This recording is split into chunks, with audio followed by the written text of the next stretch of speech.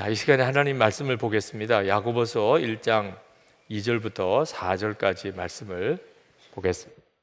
제가 봉독하겠습니다. 내 형제들아, 너희가 여러 가지 시험을 당하거든 온전히 기쁘게 여기라. 이는 너희 믿음의 시련이 인내를 만들어내는 줄 너희가 알미라.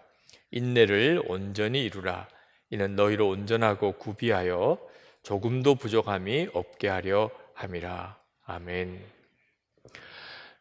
여러분, 성령의 열매를 하나하나 붙들고 말씀을 같이 나누는 시간 지금 가지고 있습니다.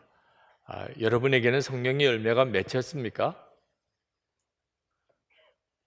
혹시 여러분 중에 내가 정말 성령의 열매가 맺어지고 있나 이런 마음이 있으신 분들은 그걸 매일 한번 기록해 보시기 바랍니다. 여러분이 진짜 24시간 주님을 바라보고 그렇게 살기를 힘쓰면 여러분 스스로가 알게 됩니다. 사랑과 기쁨과 화평과 오래 참음과 자비와 양성과 온유와 충성과 절제라는 여러분의 성품의 변화가 일어나는 것을 여러분이 경험하게 됩니다. 여러분, 사과나무에 처음 사과꽃이 피고 그리고 조그만 사과 열매가 맺을 때 정말 신기하죠. 그 조그만 사과 열매도 사과인 것입니다. 여러분의 삶 속에 일어나는 이런 성품의 변화가 놀라운 것입니다. 만약에 여러분이 주님을 바라보는 삶을 살지 않는다면 그러면 아마 여러분은 죽을 때까지도 그 성령의 열매가 맺어지는 경험을 하지 못하게 됩니다. 매일 주님과 동행 일기인 영성 일기를 쓰는 것은 참 놀라운 일입니다. 여러분 자신의 변화를 여러분 스스로가 꼭 확인하실 수 있게 되기 바랍니다.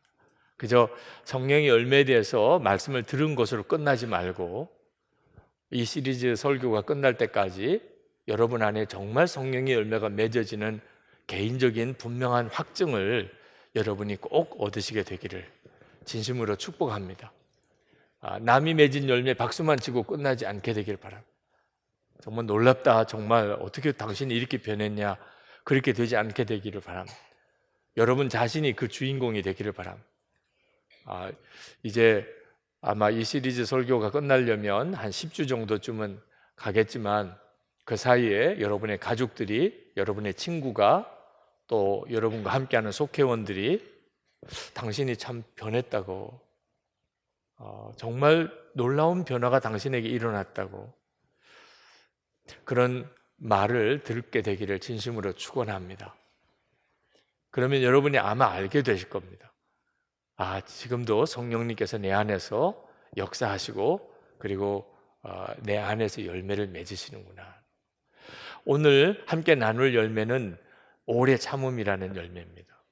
이 오래 참음이라는 열매는 정말 독특합니다.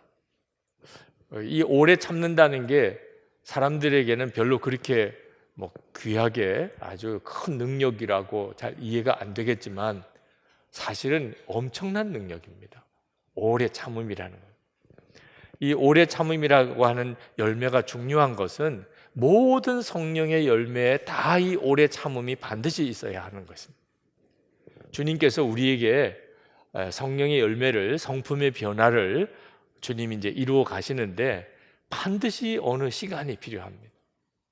여러분에게 매일매일 일기로 여러분 자신의 마음의 변화를 한번 써보시라고 하는 이유도 이 열매가 맺어지는 과정이 있기 때문입니다.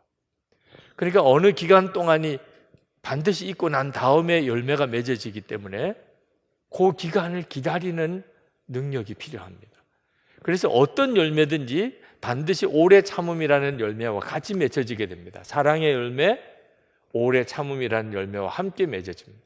기쁨의 열매, 동일하게 오래 참음이라는 열매와 같이 맺어집니다. 온유, 충성, 절제 다 똑같습니다. 누가복음 8장 15절에 좋은 땅에 있다는 것은 착하고 좋은 마음으로 말씀을 듣고 지키어 인내로 결실하는 자니라 그랬습니다.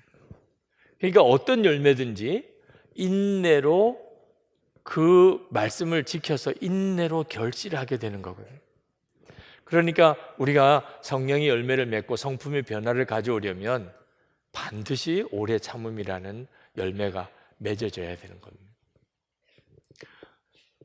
성경에 보면 하나님의 사람들은 다 오래 참는데 대가들이었습니다. 노아는 120년 동안 배 만들었습니다. 정말 대단하죠. 아브라함은 100세가 되어서 아들을 얻었습니다. 요셉은 적어도 14년 정도일 거라고 추측합니다. 꿈을 꾸고 놀라운 환상을 보았죠. 그리고는 14년 동안 무서운 연단을 받았습니다. 모세는요 40년 동안 광야 연단을 받았습니다.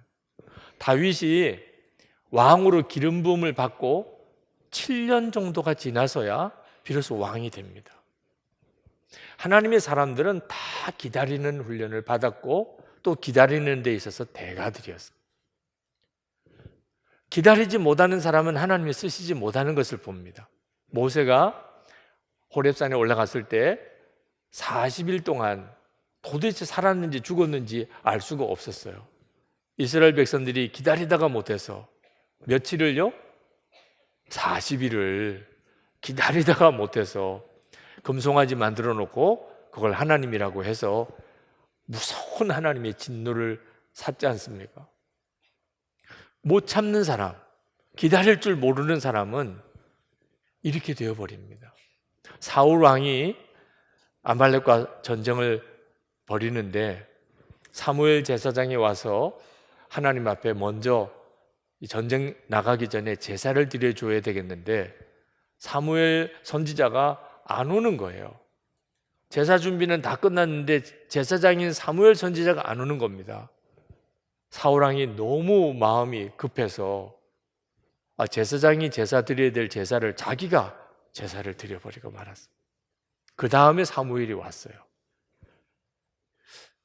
사울 왕을 하나님이 쓰실 수 없었던 이유. 여러분, 이 기다릴 줄 아는 믿음은 너무너무 중요해요. 우리가 아이들이 막 때를 쓸 때가 있잖아요. 그때 그 때를 쓰는 아이들을 이해할 필요가 있습니다. 그 엄마 아빠가 자기가 원하는 것을 줄 것이라고 믿어지지 않으니까 그러니까 때를 쓰는 거예요. 그죠? 근데 그때마다 우리도 생각해야 돼요. 우리도 우리에게는 아버지가 계시잖아요. 하나님 아버지가 반드시 나에게 가장 좋은 것을 주실 것이다. 나를 독생자 예수 그리스도보다 더 사랑하셨다. 독생자도 주신 주님이 나에게 뭘 더 아끼시겠나. 이게 완전히 믿어지면 내 형편과 처지에 여러 어려운 일이 생겨도 요동함이 없습니다. 하나님을 완전히 신뢰하니까. 근데 그게 믿어지지 않으면 마치 떼쓰는 애들처럼 되어버리고 마는 거예요. 우리가 인내가 필요한 것은 우리 생각과 하나님의 생각이 다르기 때문입니다. 그 점을 인정해야 돼요. 우리가 어떻게 하나님의 생각을 다 알 수 있겠습니까? 하나님의 때와 하나님의 방법을 우리가 어떻게 다 이해할 수 있겠어요? 그걸 이해 못하니까 우리에게 필요한 것은 믿음이에요. 하나님이 반드시 가장 좋은 길로 가장 선한 것으로 나에게 주실 것이다. 믿어야 되는 거예요. 그리고 하나님의 때와 하나님의 방법으로 반드시 그것을 약속하신 것을 이루실 것이다. 거기서부터 오래 참음이 나오게 되는 것입니다. 히브리서 10장 36절에 너희에게 인내가 필요함은 너희가 하나님의 뜻을 행한 후에 약속하신 것을 받기 위함이라. 하나님이 우리에게 약속하신 것을 받으려면 반드시 인내가 필요하다는 거예요. 하나님이 우리에게 약속하신 것을 실제로 다 누리고 살지 못하다면 지금 내가 오래 참음이 안 되는 거예요. 다니엘이 어느 날 왕의 서고에 들어가서 거기서 두루마리 하나를 보니까 예레미야 선지자의 예언이에요. 그 두루마리를 펼쳐서 읽는데 깜짝 놀랐어요. 이스라엘 백성이 바벨론의 포로로 잡혀가게 되지만 하나님이 예레미야를 통해서 예언하기를 70년을 그렇게 하겠다고 분명히 말씀하신 것을 그 예레미야 선지서를 읽어가다가 본 거예요. 이 다니엘이 생각해 봤습니다. 바벨론의 포로로 잡혀온 지 우리가 지금 얼마만큼의 세월을 보내고 있는지. 보니까 70년이 얼마 안 남았어요. 다니엘의 마음이 얼마나 뛰었겠습니까? 그래서 하나님 정말 이 예언이 맞습니까? 하나님 정말 이 말씀을 이루어 주십시오. 그러면서 하나님 앞에 엎드려서 그때부터 금식에 들어갑니다. 근데 하루가 지나도 응답이 없고 3일이 지나도 응답이 없고 일주일이 지나도 응답이 없고 금식하며 기도하는데 하나님이 응답을 안 주시는 거예요. 예전에 그러지 않으셨는데 왜 하나님이 응답을 안 해주실까? 분명히 선지자를 통해서 예언은 하셨는데 왜 내게는 응답을 안 해주시나? 보름이 지났어요. 20일이 지났어요. 그래도 다니엘은 계속 금식하며 하나님 앞에 기도하고 있었습니다. 21일째 응답을 가진 천사가 다니엘에게 임했습니다. 알고 보니까 다니엘이 금식을 시작했을 때 하나님은 응답의 천사를 보내셨어요. 그런데 이 바사국의 수호신이 악한 영이죠. 이 하나님의 응답을 가져온 천사를 가로막았습니다. 공중에서. 그래서 거기서 싸우고 있었어요. 근데 하나님이 미가엘 천사장을 보내서 그 바사국 수호신을 맞서 싸우게 하시고 그리고 응답의 천사가 다니엘에게 온 것이 21일 만에 온 겁니다.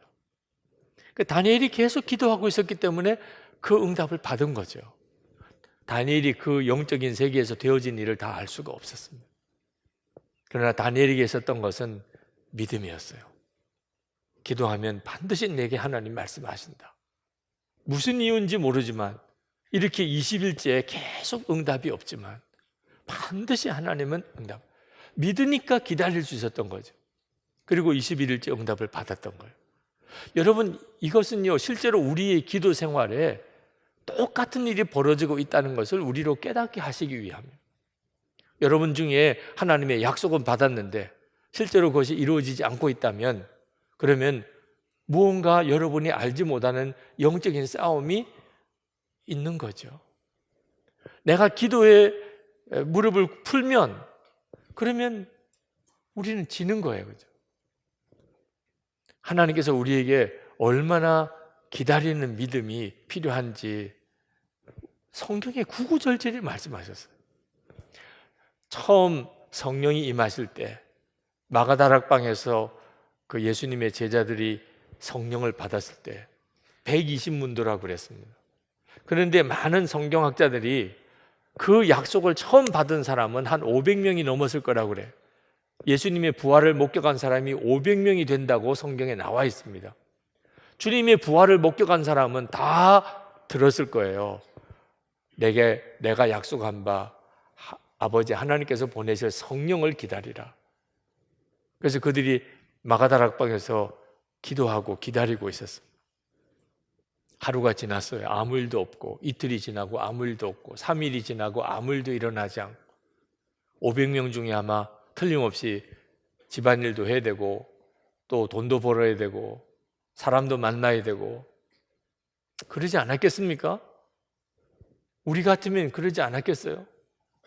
언제 약속이 이루어진지 그들은 몰랐어요. 열흘쯤 되니까 120명만 남았을 것이라. 그리고 그들에게 성령이 임한 거죠. 여러분, 하나님의 역사를 경험하려면 기다리는 훈련이 되어야 합니다. 오래 참음이라는 열매는 너무너무 중요해요. 우리의 믿음이 온전해지려면 반드시 인내가 있어야 합니다. 야고보서 1장 3절에 이는 너희 믿음의 시련이 인내를 만들어내는 줄을 너희가 알미라. 하나님이 우리에게 괜히 믿음의 시련을 주시는 게 아닙니다. 그냥 우리가 원하는 대로 우리가 편안하도록 모든 문제를 다 즉시 해결하실 수 있죠. 근데 하나님께서 믿음의 시련을 주십니다. 믿음의 시련이라는 것은 정말 안 믿어지는 상황이 오는 거예요. 하나님이 안 계신 것 같고, 기도해도 소용없는 것 같고, 약속이 다 허사고, 이런 생각이 들 때가 온다는 거예요. 그러니까 믿음의 시련이죠. 하나님이 왜 이렇게 믿음의 시련을 주시냐? 인내를 기르기 위해서, 인내를 만들어내려고 한다는 겁니다. 그리고 그 인내를 온전히 이루면, 그러면 조금도 부족함이 없는 믿음의 사람이 되는 거예요. 그러니까 우리에게 부족한 것이 있다면 뭐겠습니까? 인내가 부족한 거예요. 내가 기다리는 것이 부족하구나. 중요한 것은 이 인내가, 오래 참음이 우리가 맺는 게 아니고 성령의 열매라는 것입니다. 많은 성도들이 믿음으로 살다가 목사님 언제까지 기다려야 돼요?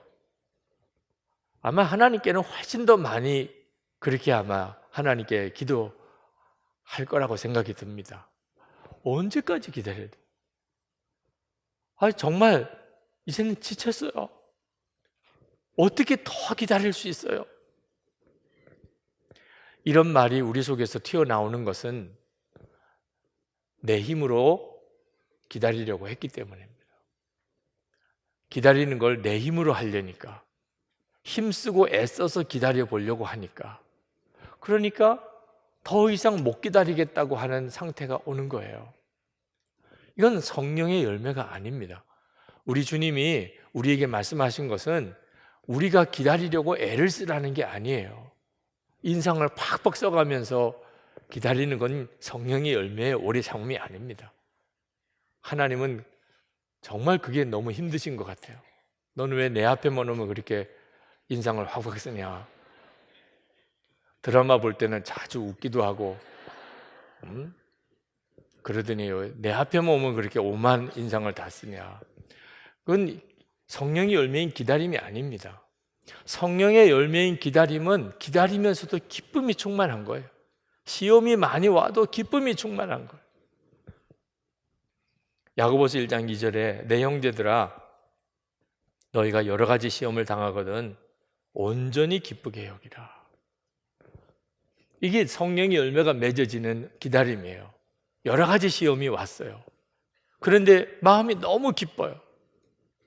세상에 어떻게 그게 가능하지요? 그러니까 성령의 열매죠. 우리 힘으로는 못하는 일이에요. 어떻게 여러 가지 시험이 오는데 온전히 기쁠 수가 있어요? 그런데 그렇게 된다는 거예요. 그러니까 여러분들이 어떻게 그렇게 될 수 있어가 아니고, 야, 그런 기적이 내게 일어나게 되겠구나. 내게 그런 기적이 일어나게 되겠구나. 여러 가지 시험이 와도 온전히 기쁘게 되는 역사가 내게 일어나게 되겠구나. 그 사실을 믿으셔야 되는 거예요. 주님이 그렇게 해주시겠다고 하셨으니까. 그게 성령의 열매인 것입니다. 어떻게 그게 가능할죠? 주님을 바라보는 것입니다. 성령의 열매가 맺어지는 원리는 9가지 열매 다 똑같아요. 사실 오늘 설교를 이렇게 드렸지만 맨 마지막 설교까지 기본 주제는 똑같아요. 모든 성령의 열매는 주님을 바라보면서 맺어지게 됩니다. 우리가 할 수 있는 일은 주님을 바라보는 것뿐이에요. 그러면 그 다음에 내게 나타나는 것은 9가지 성령의 열매가 나타나는 겁니다. 만약에 내가 주님을 바라보지 못하고 있다면 전혀 성령의 열매가 맺어지지 못해요. 사랑도, 기쁨도, 화평도, 오래 참음도, 자비와 양선, 온유, 충성, 절제 다 주님을 바라보면 그냥 맺어져요. 여러분, 여러 가지 시험을 만났는데 기쁘게 되는 원리를 잠깐 설명을 드릴까요? 주님을 바라보게 되면 그 주님 바라보는 것 자체가 너무 기뻐요. 내게 있는 여러 가지 시험은 나를 고통스럽게 합니다. 시험 자체는 고통스러워요. 그런데 주님을 바라보는 게 너무 기뻐요. 그 고통보다도 비교할 수 없이 기뻐요. 이번 주 수요일에 저 강원도 철원에 군부대 위문을 갔는데, 그 부대는 제가 30년 전에 군목으로 있을 때 예배당을 건축했던 군인교회였습니다. 그 군목 시절 생각이 나더라고요. 30년 전에 그 철원에 부임해서 군목으로 열심히 사역하던 그때 생각이 나요. 정말 열심히 했어요. 한 30년 동안 제가 있던 부대에 세례받은 사람이 500명 정도 된대요. 세례자 명부를 보니까. 근데 제가 군목으로 있던 3년 기간 동안에 270명이 세례를 받았어요. 30년 동안 그 앞부분에 세례 명단 자체가 없었어요. 저희 때부터 세례 명단이 기록되기 시작했는데 그 270명을 3년 동안의 세례를 줬어요. 그 다음에 한 200여 명을 그 뒤에 27년 동안 줬더라. 그러니까 얼마나 열심히 했나 말입니다. 제가 생각하기도 기특해요. 어떻게 이렇게 열심히 했는지. 근데 제가 그 영상도 보여주시고 그때 사진들도 다 보여주시는데 제 마음에 내가 그때 그렇게 열심히 일을 했던 이유가 생각났어요. 사실 군목으로서 군 현장에서 군인교회를 섬기는 일이 그렇게 좋은 일만 있는 건 아닙니다. 만만치가 않아요. 그런데도 고생을 고생이라고 여기지 않고 그렇게 마음을 다해서 사역을 할 수 있었던 이유는 제 아내와 저희 딸과 함께 살았기 때문에. 사실 3년 동안 훈련하는 동안에 정말 생이별을 계속 3년 동안 했습니다. 제 아내도 그랬지만 저도 사랑하는 이제 아내 또 딸하고 이렇게 떨어져서 지내야만 되는 그때 함께만 살 수 있다면 그러면 무슨 고생이든지 다 할 수 있을 것 같아요. 아무리 편하고 좋은 곳에도 가족하고 떨어져 있다면 그게 뭐가 좋은 곳이 되겠어요. 근데 임관을 하고 배치를 받은 부대가 그 전방 최전방 6사단 포병연대였습니다. 제 아내와 함께 그 부대로 이사를 가서 거기서 이제 군인교회를 섬겨요. 포병부대라 군인교회가 다 흩어져 있습니다. 주일마다 내 교회를 찾아다니면서 예배를 인도해야 됐어요. 고생인 줄 몰랐어요. 지나간 기록을 가만히 보니까 나도 어지간히 열심히 했구나 그런 생각이 들어요. 이유는요, 가족들과 함께 사는 게 너무 기쁘니까. 군선교 현장에서 부딪히는 어려운 일이 어려운 일처럼 여겨지지 않는 거예요. 아니, 가족들과 함께 사는 것도 그 정도라면 주님이 나와 함께 계시는 그 주님을 바라본다면, 진짜 그 기쁨을 안다면 여러 가지 시험이 뭐가 문제예요? 주님이 나와 같이 계신데. 흔히들 요셉이 어릴 때 꿈을 꾼 것 때문에 그 어려운 고생의 과정을 잘 견뎌냈을 거라고 생각하는 분들도 있지만 전혀 그렇지 않습니다. 요셉은 그 어렸을 때 꿈을 꿨지만 그 꿈 다 잊어버리고 있었어요. 언제 그 꿈이 생각났냐? 형들이 자기한테 와서 절을 할 때, 애굽의 총리인 자기 앞에 형들이 와서 동생인 줄도 모르고 절을 할 때, 그때 요셉이 자기가 꿈꾼 것을 생각했다고 그랬어요. 그럼 요셉은 종으로 팔려갔을 때, 감옥에 갔을 때 어떻게 견뎠어요? 하나님이 함께 계심을 알았기 때문에요. 하나님이 함께 계시는 것을 알았기 때문에 고생을 고생처럼 여기지 않고 견뎌낼 수 있었던 거예요. 여러분, 오래 참는 것이 뭔지 아십니까? 주님이 정말 나와 함께 계시는 것이 바라보아지는 거예요. 그래서 그 주님을 바라보는 기쁨을 가지고 사는 거예요.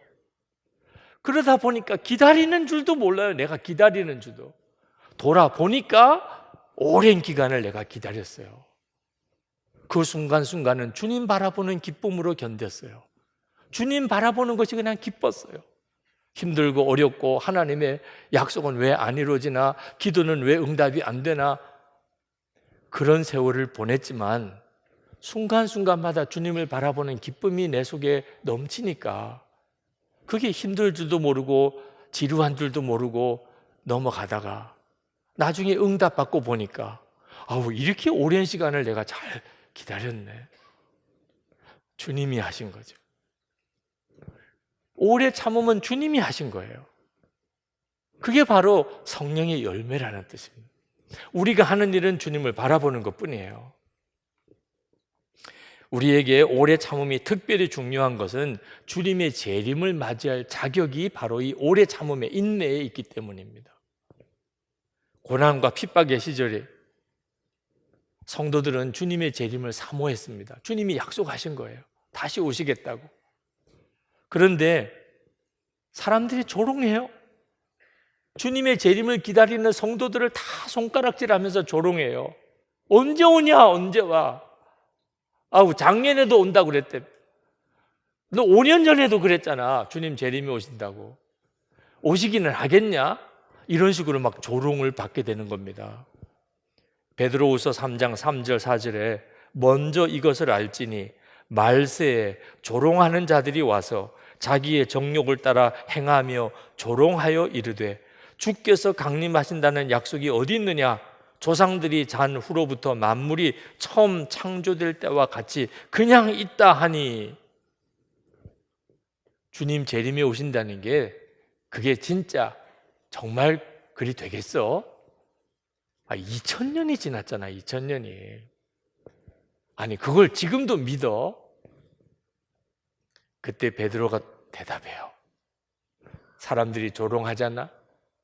그걸 베드로 사도가 말하고 난 다음에, 그리고 이렇게 말합니다. 8절부터 사랑하는 자들아, 주께는 하루가 1000년 같고 1000년이 하루 같다는 이 한 가지를 잊지 말라.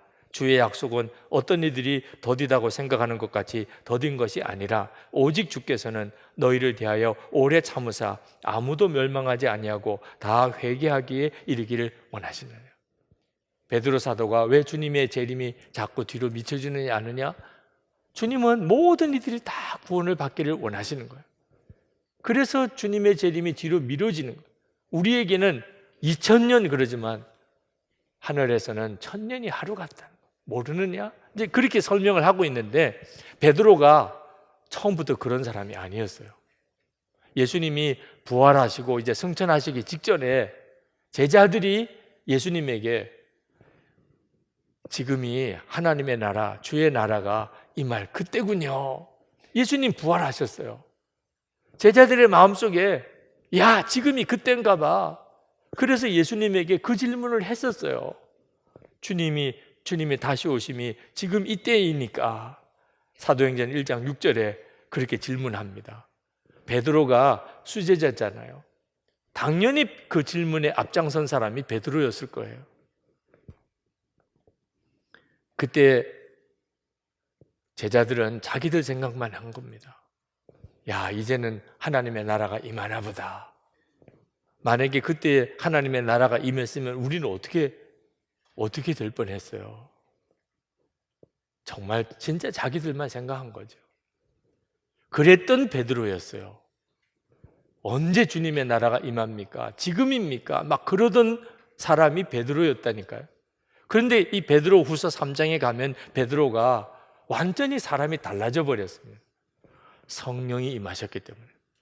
베드로 안에 성령이 늘 성령으로 살았던 사람이니까 베드로가 알았어요.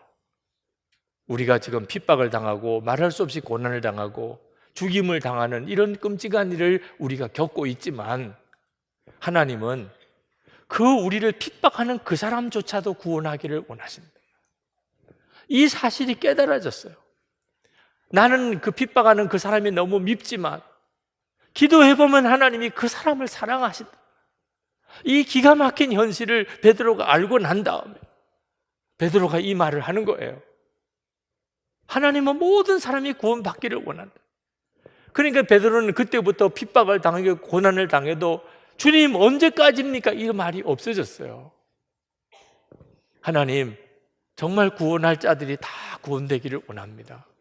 그렇게 바뀌어 버렸어요. 성령 받고 주를 바라보는 눈이 뜨이고 나면 사람이 기다리는 능력이 엄청나게 커져요. 전에는 막 안달하고 조급하고 하나님 계신 거야 안 계신 거야 이러던 사람이 이제는 자기를 핍박하는 사람이 있어도 그 사람을 오히려 위하여 기도할 수 있는 사람으로 바뀐다는 거예요. 사도 바울도 똑같은 말씀을 하셨어요. 디모데전서 2장 4절에 하나님은 모든 사람이 구원을 받으며 진리를 아는 데 이르기를 원하시느니라. 아유, 그래도 2000년 너무 세월이 길잖아요. 그럴 수 있죠. 만약에 우리 주님이 내가 다시 재림에 올 거다 그렇게 말씀하시고 그리고는 그냥 대책 없이 2000년이 지났다. 그러면 주님이 좀 너무하신 거예요. 우리가 얼마나 연약한 존재입니까? 만약에 우리가 천사 같은 존재라면 그렇다면 또 모르겠는데 우리는 보는 것과 듣는 게 한계가 있습니다. 그런 우리들이 어떻게 재림에 오신다는 약속 하나만 붙잡고 2000년을 믿음을 지키라고 하시는 거예요? 근데 우리 주님은 그렇게 하지 않으셨어요. 다시 재림에 오시겠다고 약속하시고 그것은 끝 아니었어요. 성령으로 우리의 심령에 오셨잖아요. 지금도 제 안에 여러분 안에 계시잖아요. 그러니까 다시 오실 주님이 지금 성령으로 이미 우리 마음에 와 계세요. 그리고 우리와 계속 동행하세요. 그러니까 우리가 얼마든지 견디고 믿음을 지키고 인내할 수 있는 거예요. 다시 오실 그 주님이 지금 내 안에 영으로 계시니까. 성경에 보면 주님이 다시 재림에 오실 때는 도적같이 임하신다고 했지만 그러나 성도들은 주님을 도적같이 맞이하지 않을 거라고 또 데살로니가 전서 5장 4절에 분명히 말씀하셨어요. 세상 예수님을 믿지 않는 사람들은 도적같이 주님이 오시는 것을 맞이하게 됩니다. 아마 기겁을 할 거예요. 우리 주님이 재림에 오실 때. 그런데 우리는 그렇지 않아요. 왜? 이미 우리 안에 계시니까. 이미 우리 안에 계신 그 주님을 이제 내가 눈으로 뵙게 되는 겁니다. 그래서 인내할 수 있는 거예요.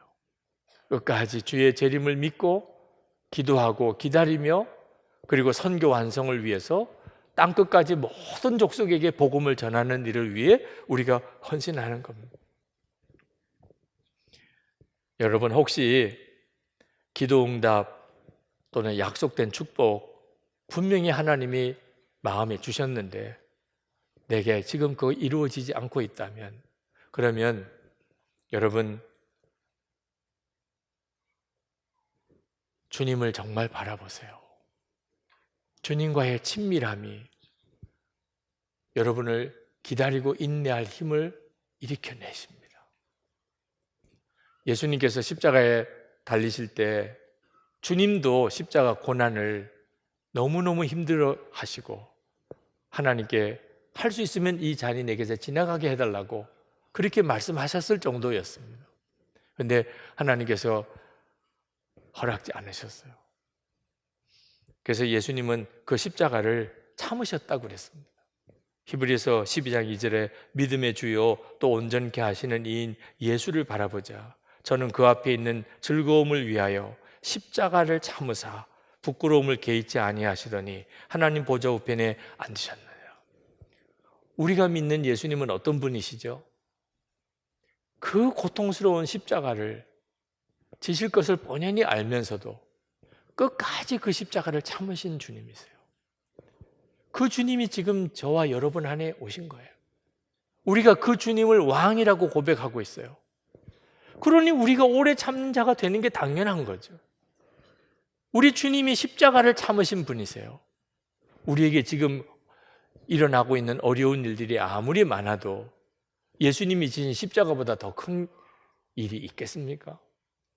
십자가 참으셨던 주님이 지금 내 안에 계시고 내 왕이신데 내가 그 주님을 바라보면 그래서 그 주님과 친밀하게 되면 우리는 견디지 못할 일이 없게 됩니다.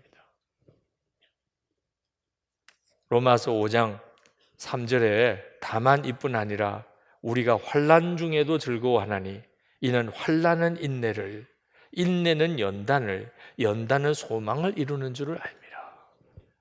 여러분에게 지금 여러 가지 어려운 일이 있다면 그 일은 고통스럽고 정말 슬프기도 하고, 하지만 한 가지 유익한 게 있어요.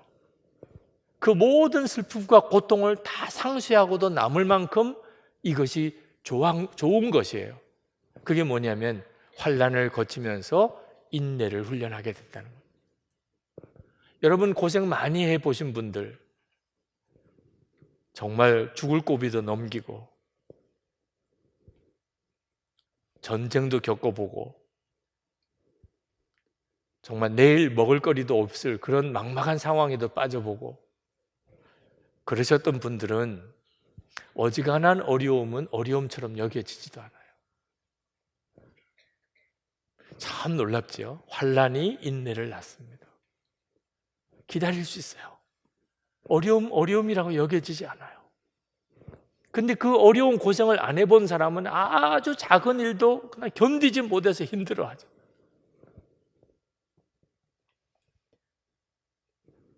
인내가 얼마나 중요하면 하나님이 환난을 통해서 우리에게 인내를 기르게 하실까요? 야고보서 5장 11절에 보라 인내하는 자를 우리가 복되다 하나니. 어려움이 와도 시련이 와도 시험이 와도 내 마음이 요동하지 않고 하나님이 역사하실 때까지 기다릴 수 있는 사람, 복된 사람이에요. 정말 놀라운 사람이에요.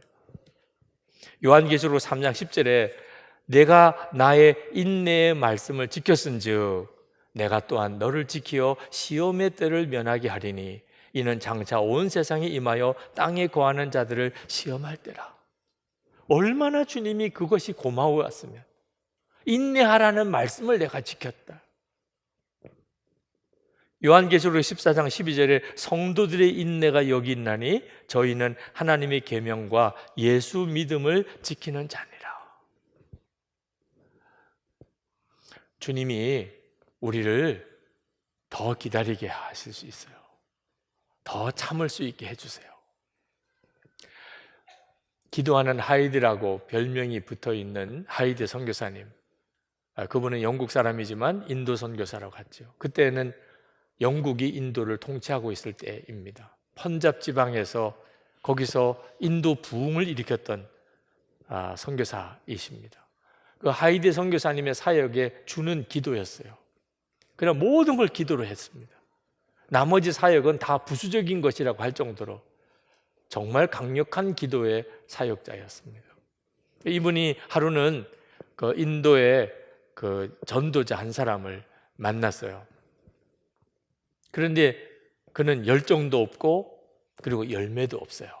전도자이긴 한데 결신자도 없고 그렇다고 또 전도에 열정도 있는 것 같지 않았습니다. 대단히 마음에 좀 실망을 했습니다. 그리고 그 전도자를 위해서 하나님께 기도하는데 처음에 나오는 말이 주님 아시지요? 이렇게 말이 나왔어요. 하이드는 이어서 이 형제가 얼마나 심령이 차가운 사람인지라고 기도하려고 했다고 그랬어요. 자기가 주님 아시지요? 이 사람이 얼마나 심령이 차가운지를 이렇게 기도하려고. 근데 그때 갑자기 성령께서 막으시더래. 그 기도를 못하게. 잠언 30장 10절 말씀으로 너는 종을 그의 상전에게 비방하지 말라. 저도 주의 종인데 내가 주님께 이 사람을 비방하는 기도를 나도 모르게 하려고 하고 있는 것을 깨닫고 소스라치게 놀랐어요. 그리고 기도를 바꿨습니다. 마음에 들지도 않고 참 불성실하게도 보이고 책임도 없어 보이는 사람 같지만 그래도 그 사람에게 뭔가 감사할 조건을 찾아서 하나님께 감사의 기도를 드렸어요. 일단 전도자로 헌신한 것 자체가 너무나 귀하잖아요. 아직까지 열매도 없고 열정도 없어 보이긴 하지만 하여튼 감사할 제목을 찾아서 하나님께 기도를 올려드렸다고 그랬습니다. 근데 몇 달이 지나기도 전에 그 사람이 정말 탁월한 전도자로 변화가 된 거예요. 너무나 많은 열매들이 맺어지기 시작하는 거예요.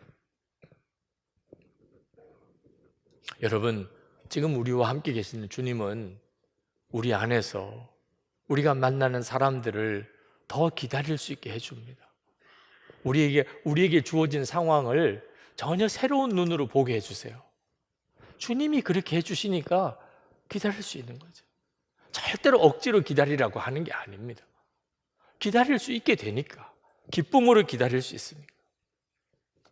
이렇게 우리가 오래 참음의 열매가 내게 맺어지는 일에 있어서 우리가 매일 주님과 동행 일기를 쓰는 게 매우 중요하다는 거예요. 언더우드 선교사님의 기도문 유명하지요? 아마 여러분들도 여러 번 들으셨을 겁니다.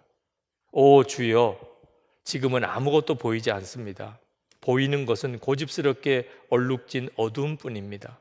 어둠과 가난과 인습에 묶여있는 조선 사람뿐입니다. 조선의 마음이 보이지 않습니다. 그리고 저희가 해야 할 일이 보이지 않습니다. 그러나 주님, 순종하겠습니다.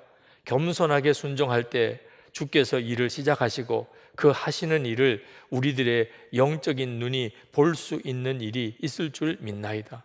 지금은 우리가 황무지 위에 맨손으로 서 있는 것 같사오나, 지금은 우리가 서양 귀신 양귀자라고 손가락질 받고 있사오나, 저희들이 우리 영혼과 하나인 것을 깨닫고 눈물로 기뻐할 날이 있음을 믿나이다. 지금은 예배드릴 예배당도 없고 학교도 없고 저 경계와 의심과 멸시와 천대함이 가득한 곳이지만 이곳이 머지않아 은총의 땅이 되리라는 것을 믿습니다. 주여, 오직 제 믿음을 붙잡아 주소서. 이 언더우드의 기도였어요. 100여 년 전에 한국에 처음 선교사로 왔던 장로교 선교사 언더우드의 기도, 그게 기록되어져 있어요. 기록되었으니 우리가 그걸 읽는 거예요. 언더우드 선교사가 믿음을 가졌지만 지금 이렇게까지 될 거라고는 생각했겠어요? 그는 상상도 못할 일이 지금 벌어졌잖아요. 그가 드렸던 기도가 그대로 30배, 60배, 100배 열매를 맺었잖아요. 우리들이 매일 주님을 바라보는 일기를 쓰면요, 그대로 우리들의 삶 속에 이런 놀라운 일들이, 간증들이 우리 눈에 들어와요. 여러분의 자녀들이, 여러분의 10대 후손들이 여러분이 지금 기록한 일기와 기도, 그걸 보고 정말 하나님께 영광을 돌리게 될 거예요. 하나님은 어떤 역사를 이룰 때 어느 한순간에 당장 이루시는 것 같지 않아도 어느 시간을 지나고 난 다음에 돌아보면 깜짝 놀라게 하나님이 역사하세요. 기다리는 자는 반드시 그 하나님의 역사를 경험하게 되는 거예요. 근데 중요한 것은 내가 무슨 기도를 했는지도 다 잃어버렸어요. 내가 도대체 무엇을 기다렸는지도 몰라요. 그러면 무슨 역사가 일어났을 때 그걸 또 어떻게 알겠어요? 여러분, 해보시기 바랍니다. 영성일기를 교우들과 함께 쓰자고 한 지 7년입니다. 7년. 생각해보면 아주 짧은 시간이에요. 7년이 뭐 우리의 인생을 생각하면 얼마나 짧습니까? 그런데 그 7년 동안 저 안에 하나님께서 사람에 대해서, 상황에 대해서 기다리고 또 기다리고, 주님이 역사하시기를, 주님이 역사하실 때까지, 주님의 일이 드러날 때까지 내 생각, 내 방법을 내려놓고 또 내려놓고 그렇게 하시더라고. 주님을 바라보는 것이 기다리는 거예요. 하나님의 방법으로 하나님이 친히 역사하실 때까지. 한 번은 새해 안수기도를 했는데 아마 이번에도 그렇게 하겠죠. 그런데 부목사 한 분이 영성일기에 이렇게 쓰셨어요. 그날 아마 젊은이 교회 안수기도 받는 날인 모양입니다. 젊은이들이라 배우자를 위한 기도 제목이 많았습니다. 그런데 자신도 많은 준비가 필요하다는 사실은 아직 잘 모르는 것 같습니다. 자신이 좋은 배우자가 되게 해달라는 기도 제목은 없었습니다. 결혼한 성도들 중에는 자신이 좋은 남편과 아버지가 되게 해달라, 좋은 아내가 되게 해달라는 기도를 가끔 보았습니다. 예수님만 바라보며 살다 보니 더 이상 요구할 것이 없다고 했습니다. 주님을 바라보는 눈이 뜨이면 그러면 다른 사람에게 요구할 게 없어져요. 주님, 제가 좋은 남편 되게 해주시고 제가 좋은 아버지 되게 해주세요. 제가 좋은 아내가 되고 제가 좋은 어머니 되게 해주세요. 주님, 제가 좋은 속회원이 되고 제가 좋은 속장이 되게 해주세요. 주님을 바라보면서 그렇게 돼요. 근데 주님을 바라봄이 없으면 그러면 사람을 통해서 뭔가 자꾸 얻으려고 조급해지게 됩니다. 주님 앞에 서면 불평, 원망 다 사라집니다. 다윗이 고백했어요. 시편 37편 7절에 여호와 앞에 잠잠하고 참아 기다리라. 자기 길이 형통하며 악한 꾀를 이루는 자를 인하여 불평하지 말지어다. 하나님 앞에 이렇게 서보면 불평이 다 없어져 버립니다. 불평하게 되는 이유는 주님을 바라봄이 없기 때문이에요. 오늘 이 시간에 여러분 안에 이미 오래 참음의 열매를 주님이 맺어가고 계십니다. 여러분이 그 사실을 분명히 볼 수 있어야 돼요. 분명히. 내가 정말 오래 참을 수 있을까? 끝까지 참을 수 있을까? 물론입니다. 하나님이 이미 여러분에게 그 은혜를 다 주셨어요. 여러분은 끝까지 참을 수 있습니다. 하나님이 하시는 일이 완전히 이루어질 때까지 무너지지 않고 견딜 수 있어요. 그 은혜 다 받으셨어요. 그게 복음이기 때문이에요. 나는 죽고 예수로 사는, 예수 믿는 사람은 다 그 은혜를 받았어요. 나는 죽고 예수로 사는 사람이 되었습니다. 나는 죽었습니다. 그러면 뭐 오래 참고 말 것도 없죠. 뭐 죽은 사람이 뭘 오래 더 참아요. 나는 죽었습니다. 그러면 언제까지 이 말이 없어져요? 죽은 사람이 뭘 언제까지라고 해요? 나는 죽었습니다. 놀랍잖아. 이미 여러분에게 다 주신 은혜예요. 그러니까 내가 이미 죽었기 때문에 이제 내가 뭐하고 살지요? 사랑만 하며 사는 거, 감사하며 사는 거, 베풀어주며 사는 거예요. 섬기며 사는 거예요. 할렐루야. 그러다가 주님이 내게 약속하신 것을 이루세요. 돌아보니까 야, 내가 어떻게 이렇게 기다렸을까? 복음을 붙잡고 주님 바라보고 살았으니 기다릴 수 있었던 것이에요. 오늘 이 밤에 여러분 가운데 이 일이 그대로 다 이루어지기를 축복합니다. 주님이 그렇게 해주실 것입니다. 이제 우리 찬송 같이 하고 또 3번 우리 같이 간절히 기도할 텐데, 우리 마지막 기도 시간에는 주님, 제 눈을 열어 주를 보게 하셔서 저도 기쁨으로 주의 약속이 이루어질 때까지 기쁨으로 갈 수 있게 해주소서. 강단에 올라와서 기도하시고 또 아랫단에 안수기도 받으실 분들은 내려오셔서 기도 받으시기 바랍니다. 우리 찬송 같이 하십시다. 191장 찬송을 부르시면 좋겠습니다.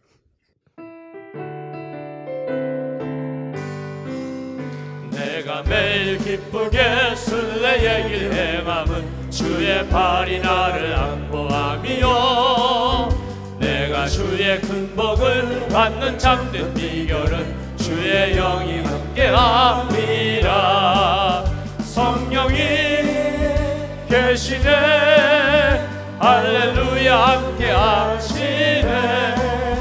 좁은 길을 걸으며 밤낮 기뻐하는 것 주의 영이 함께함이라. 저는 죄에 빠져서 평안함이 없을 때 예수 십자가의 공로 힘입어 그 발 아래 엎드려 참된 평화 얻음은 주의 영이 함께함이라.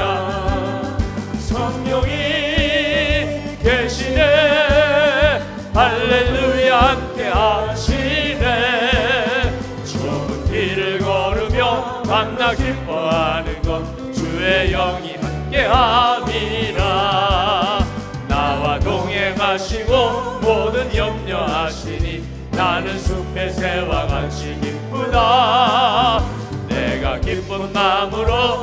주의 뜻을 행함은 주의 영이 함께함이라. 성령이 계시네 할렐루야 함께하시네. 좁은 길을 걸으며 만나 기뻐하는 것 주의 영이 함께함이라. 세상 모든 욕망과 나의 모든 정욕은 십자가에 이미 못을 박았네. 아멘. 어두운 밤이 지나고 무거운 짐 벗으니 주의 영이 함께함이라. 성령이 계시네 할렐루야 함께하시네.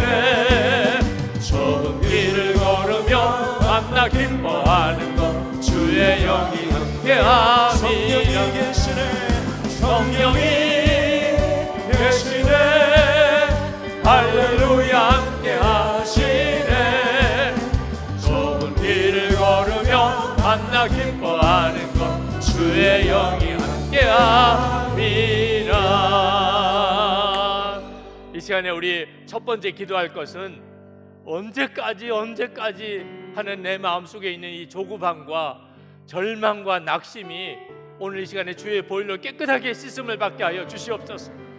안달하는 마음, 기다리지 못해서 안달하는 내 마음의 심령이 오늘 이 시간에 주의 완전한 다스림을 받게 해 주시옵소서. 주여 부르짖고 기도합시다. 주여 할렐루야. 그거 놀라우신 하나님 하나님과 함께합니다. 하나님 참고 기다리지 못하고 하나님 안달하고 안달하던 하나님 우리의 마음의 심령이 하나님 고침받게 하소서. 해결되게 하소서. 은혜와 사랑이 많으신지 그 가운데를 도와신 하나님 오늘도 하나님 소원 갈망하는 하나님 소원하는 하나님 사랑하는 성도들 하나님 받아주소서. 품어주소서. 하나님 주의 품에 안아주소서. 하나님 더 이상 하나님 마음이 요동하지 않게 하소서. 하나님 절망하고 안타까워하고 낙심하고 하나님 나의 하나님 조그만 마음 다 제하여 주소서. 오 나의 주여 놀라우신 하나님 보혈로 우리를 씻어주시고 주의 영으로 우리 가운데 충만하여 주시고 하나님 우리의 마음의 심령에 진정한 평안 놀라운 확신 허락해 주시기 원합니다. 그 가운데를 구하여 주시옵소서.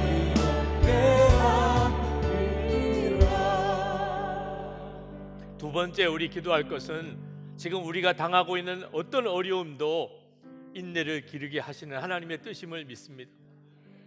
하나님 이 어려움을 통해서 하나님의 역사를 기다리는 우리의 믿음의 인내가 더 성장하게 해 주옵소서.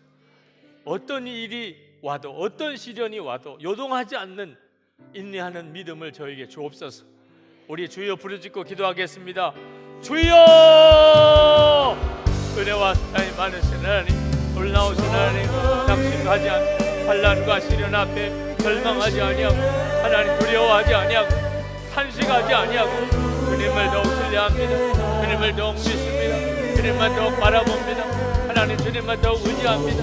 하나님의 역사하심을 의지합니다. 주님의 놀라운 은혜를 의지합니다. 주님만 더욱 하나님 사모합니다. 나의 하나님 나의 아버지 하나님 믿음의 용사가 되게 하소서. 믿음의 강한 자로 세워주소서. 하나님이 기뻐하시는 자로 세워주소서. 주님이 영광 받으신 자로 세워주소서. 나의 주 나의 하나님 그 은혜를 도와시는 하나님 오늘도 하나님 주의 은혜를 사모하는 성도들 하나님 갈망하는 주님 앞에 나온 성도들 하나님 환난에서 벗어나게 하시고 하나님 시련에서 하나님 이기게 하시고 시험에서 하나님 이기게 하시고 주님을 더 찬양하며 주님을 더 찬양하며 주님을 더 바라보며 하나님의 역사를 더욱 누리게 하여 주시기를 원합니다. 놀라우신 하나님 놀라우신 하나님 놀라우신 아버지 그 은혜를 도와신 하나님 역사하소서. 주관하소서. 심판하소서. 주님 사로잡아소서. 아버지 하나님 감사합니다. 놀라운 하나님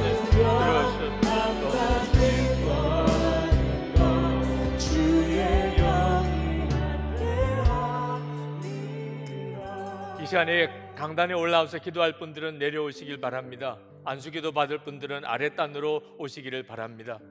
이 시간에 우리 다 같이 기도할 제목은 주를 바라보는 눈을 분명히 열어주셔서 어떤 시험 앞에서도 우리의 심령이 충만한 기쁨이 있게 해 주옵소서. 주를 바라보는 눈이 뜨임으로 인하여 어떤 상황에도 기쁨으로 그 상황을 이겨낼 수 있게 해 주옵소서. 주를 바라보는 눈 열어주소서. 기쁨의 주님 바라볼 수 있게 해 주옵소서. 우리 주여 3번 부르짖고 기도하겠습니다. 주여! 주여! 주여!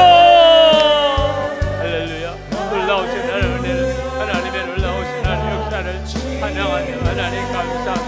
은혜 위에 은혜를 더하시고 하나님 역사를 구하시는 아버지, 불과 정을 더하시는 주님 감사하네 감사. 역사하신 주님 감사하네 감사. 놀라우신 하나님 감사하네 감사. 은혜 위에 은혜를 더하시는 하나님, 역사하신 하나님, 주관하신 하나님, 충만하신 하나님, 사로잡아 주시는 주님, 놀라우신 아버지 하나님, 그리고 놀라우신 주님, 그리고 놀라운 하나님 역사 허락해 주시고 사모하며 하나님 간절히 간구한 하나님 우리의 심령을 주님 받아주셔서 오늘도 하나님 기도하는 성도들의 주의 역사를 도와주시고